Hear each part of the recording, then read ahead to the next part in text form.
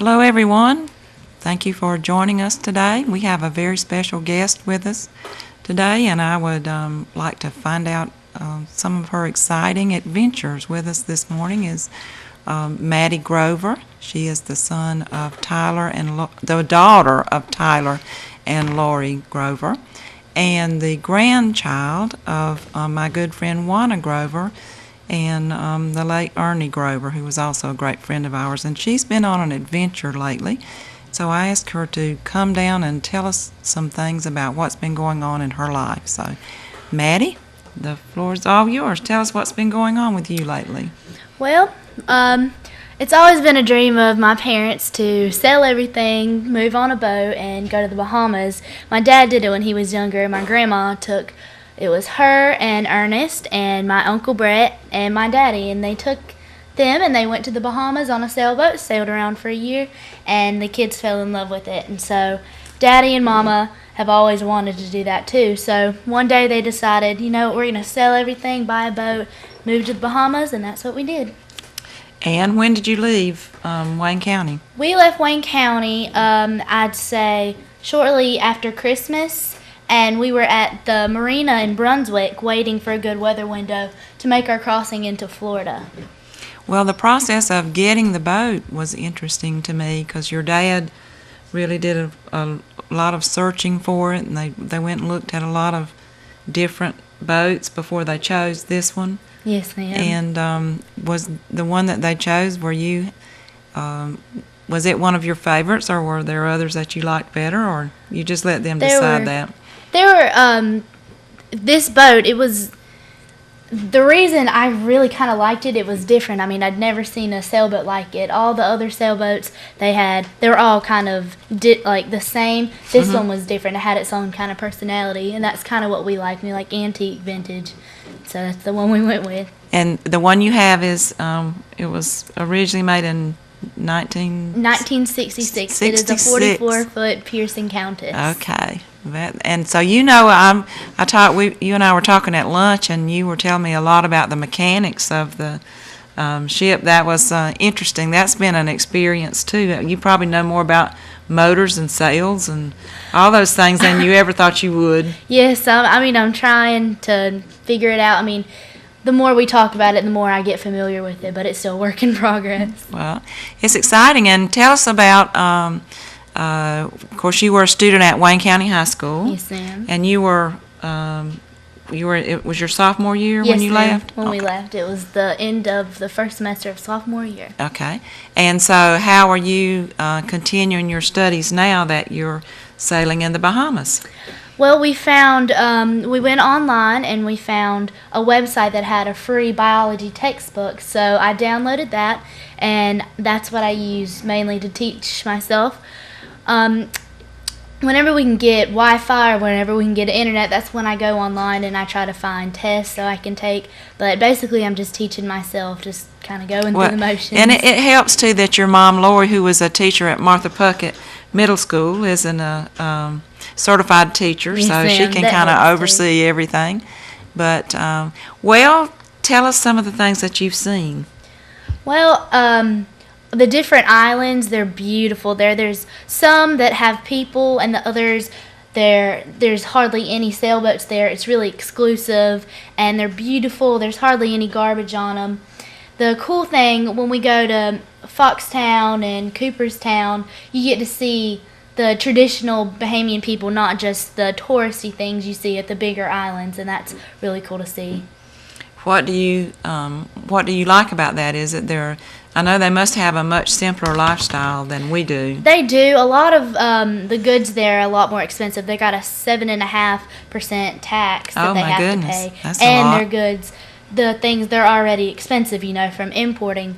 But they're really modest people. They're so sweet. The cool thing, we were at a restaurant one time, and we were looking for some coconut pie, and this girl just happened to come in there while we said it.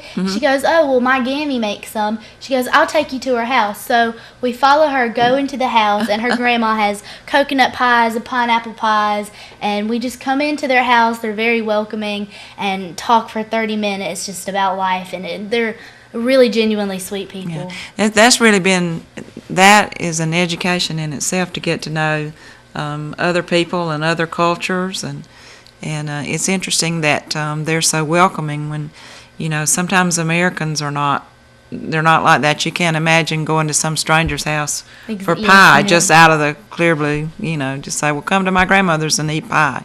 So, that was fun. Well, how's the weather been? It's been beautiful. When we first got there was a cold snap, so it was a little chilly, but probably a week afterwards, it was 75 and sunny and beautiful. And when you were telling me that when you came now back, you left Marsh Harbor? We left. Or you left? Where did you leave the Bahamas to fly home? Oh, we were docked at Marsh Harbor, to reprovision, and we booked a flight there, and I left Marsh Harbor on Friday at about 10:45 in the morning, and I flew all the way back to Jacksonville. And she was saying that she flew on a prop plane, which is kind of an experience in itself. Over the ocean, you kind of wonder, are we going to make it or not? But you made it safely, and there was quite a bit of difference in the weather in Jacksonville. There was. As you all remember, this past week, we've had this cold snap going on, so Madie came from the balmy Bahamas to pretty chilly North Florida and South Georgia, so that was probably kind of a shock in itself. It's like, now I remember they have winter. But, well, let's see, what else did I want to... Oh, I was going to ask you, what is your favorite thing about your trip so far, and what is your least favorite thing? My favorite thing is going to all the different islands and getting to see kind of how they all run and meeting a lot of new people. Probably my least favorite thing is being stuck on the boat if there's not anything to do and there's not any kids really to play with. Yeah. But it has its charms too. Like sometimes you need a little bit of time for yourself, but sometimes you need some civilization as well. So and you were telling me that you all play games and read. We've read a lot of books, and I use that for school as well. But every night, my mom, my dad, and we all sit down and we play either a game of Sorry, or we play cards, or we'll watch a movie together. So you have lots of family time. I know there are a lot of kids today who probably would not want to be cooped up with their parents 24 hours a day. So that says something for you as well, that you're willing to do that. And you understand what an adventure this is. Of course, it's been a sacrifice on your part in some ways because you've given up your friends and your school here. But the good thing is you're having an adventure that 99% of the people are never going to have. Yes, so that's exciting. Well, tell us a little bit about the boat itself, because most people don't really. I don't. They have a picture of a yacht or a pirate ship or whatever. So just tell us a little bit about it. How long is it and all those things? It is a 44-foot Pearson Countess. It's one of the few boats that are still remaining. There's not a lot of Countesses anymore. There's a lot of new, bigger boats that are really up to date. But this boat, it's old, so it's kind of antique, and the way it's set up is a lot different. I mean, there's not a big table and dining room, so it's kind of different. But the room that it has, it's I don't know, the way it's set up, it's a little bit hard to live in, but it has its perks too. And it has its charms from being that kind of a different era, but more of the realistic type sailing than probably some of these people who have brand new fancy. Yes, they don't get the real effect of all the things that you do on a sailboat. And Madie was telling me that it's pretty good bit of work. I wondered if maybe you all would like gain weight, because if I were cooped up somewhere, I would sit around and eat all the time. And that hasn't happened, so y'all must have been keeping very busy. Yeah, we actually eat a lot less now because it's really expensive to buy things in the Bahamas, so you have to make what you have last. So we usually eat one good meal a day. If we want to eat a big breakfast, we'll have that, and then we generally don't eat lunch. and we'll eat like a small dinner, but we really have to save our food, so that's kind of a win in itself. Well, I guess that's true. It really makes you appreciate all that, because I would imagine that it really makes you aware of what goes into daily life. Most of us have washers and dryers, and we just throw our clothes in there and get them out, and you have a whole closet full of clothes, but you don't have that luxury on the boat, do you? No, ma'am. We actually, if we want our clothes washed, we have to hand wash them, or if we're in a harbor, we'll have to take it to a laundromat or something, and that costs a ton of money. Yeah. So if we want clean clothes, we got to work for it. Well, what is your favorite work that you have to do, and what's your least favorite work that you have My to do? favorite work is probably cleaning the boat, like cleaning the bunk and the floors and everything, because I like it all to be nice and clean so you can finally relax. And I don't like dirt and dust around me. My least favorite thing is pulling the anchors up and down. When we have to anchor, takes 30 minutes, and it's hard, and it gets hot. Your hair gets caught everywhere. It's a struggle, but I'd rather us set the anchor than drift away in the night. Yeah, that's the truth. That's the truth. Well, let's see. Oh, Spam. Mr. Bill says, ask about the spam. Well, a lot of people think spam is very nasty, but it's really grown on us. When you're on a boat, it's kind of hard to have your meat and your chicken, so we bought probably at least 20 cans of spam, and we've eaten them all, and it's really good. So You've had spam lots of different ways. Huh? we've had spam and rice, spam and cheese sandwiches, spam burritos, spam and macaroni. Anything you can put meat in, it's probably going to be spam. Yeah. That's interesting. That's another one of those things that we take for granted. You can't exactly run through the drive-thru at McDonald's and get something to eat. You really have to plan, and they have to plan ahead, because when you're talking about buying provisions, you don't know really how long it's going to be until your next port, or so you have to stock up a lot. Yeah. And a lot of people take for granted, it's the silliest thing, but ice is so hard to get there. A bag of ice, like a 10-pound bag of ice, is $4.50. It's ridiculous. So if we want ice, we freeze it, or we do without. So you get used to drinking warm drinks and things. Yeah. Well, let's see, what else? All right, now. I'm sorry? Doing without an oven. Oh, she was telling us that they don't have an oven on the boat. That's another thing that we take for granted.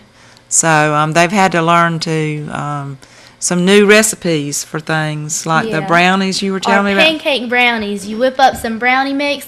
We don't have an oven, so we put it on a pan and flip it like it's a pancake, and it tastes exactly the same. If you want a brownie, it's good, huh? If you want a quick brownie, just do that. Well, now, where you started from Fort Pierce, or you actually started from Brunswick? Yes, ma'am. We left from Brunswick, and we crossed over to Florida. That was an overnight trip, and me and Mama, we got very seasick on that. We hadn't had our sea legs yet, but after we crossed, we went in to the ICW, the Intercoastal Waterway, and we went down south for probably 4 days, anchoring every day. That's where we had to plot our course. We were motoring. There's no wind in there, so it's a big motor trip. And you have to set your course to how many hours of sunlight you have. If you have 8 hours of sunlight and you're traveling 6 knots, you're going to go about a mile an hour. So you have to plan it that way. So if you need to anchor at this time, you won't be trying to anchor at 9 o'clock at night. Right. That would be difficult. And so then you went down the Intercoastal Waterway and you went to Fort Pierce. Yes, ma'am. We got into Fort Pierce. We stayed at a marina probably 3 weeks, and we couldn't take it anymore, so we went out to the harbor on the other side, and we stayed there for another 3 days until we got the good weather window, and we went out of the inlet, and the next day we were in the Bahamas. All right. So you actually crossed over the Gulf Stream and so forth at night? Yes, ma'am. We left the harbor at about 4:30. So we did the overnight trip, so we'd come on the Bahama Bank at when the sun was up, so we could see it. Well, very good. Well, this is just a little bit of an insight into what it's like to live on a sailboat as a young lady, and I hope that Madie will come back when she's finished her tour and tell us all about it and maybe bring us some pictures and things to look at. Yes, So ma'am. thank you for being with us, Madie, and we wish you warm winds and fair sailing. Thank you so much. So, this has been a special event from the Rooster Show, and we want to thank you for watching us, and we'll see you again soon. Goodbye, everybody. Madie, say goodbye. There you go. Goodbye. Goodbye, everybody.